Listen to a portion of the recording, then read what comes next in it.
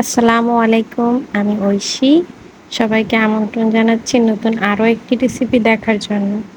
আজকে আমি তৈরি করে দেখাচ্ছি মুরগির মাংস দিয়ে আলুর ঝোল। প্রথমে আমি একটি পাত্রে তেল গরম করে তাতে হাফ কাপ পেঁয়াজ দিয়ে দিয়েছি। এখন আমি এখানে গরম মশলা দিয়ে দিচ্ছি। এখানে আমি দারচিনি, তেজপাতা, এলাচ দিয়ে দিয়েছি। দিয়ে পেঁয়াজগুলোকে ভালোভাবে বেরেস্তা করে নেব। পেঁয়াজ বেরেস্তা হয়ে গেলে এখানে আমি বাটা মশলা ব্যবহার করব।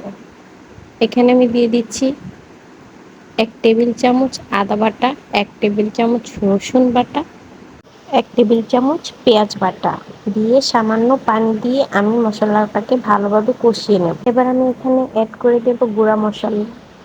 আমি 1 চামচ হলুদ গুঁড়ো, 1 চামচ লবণ, 1 চামচ উঁচু করে মরিচ এবং হাফ চা চামচ ধনিয়া গুঁড়ো ব্যবহার করেছি।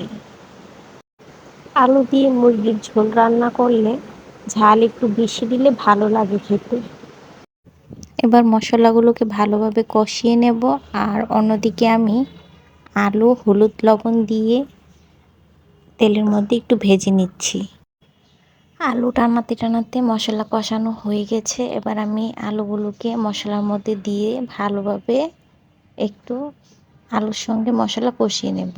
আমি দেশি মুরগি রান্না করব। দেশি মুরগিগুলোকে ভালোভাবে ধুয়ে রেখেছি। এখন আমি দেশি মুরগিগুলোকে কষিয়ে নেব। সেজন্য মুরগিগুলো দিয়ে দিয়েছি। তারপর ঢেকে দেব। ঢেকে দেওয়ার পর 10 মিনিট পরে ঢাকনা খুললে মুরগি থেকে পানি ছাড়বে। ওই পানিতে মশলাটাকে মুরগির সঙ্গে ভালোভাবে কষাতে হবে। একটু সময় নিয়ে রান্না করলে, তরকারি ভালোভাবে কষানো হলে তরকারি খেতে কিন্তু খুব ভালো হয় এবং টেস্টও ভালো আসে।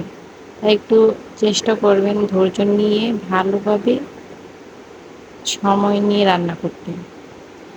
এই তো আমার মুরগি কষানো হয়ে গেছে। এখন আমার পরিমাণ মতো পানি আমি দিয়ে দেব।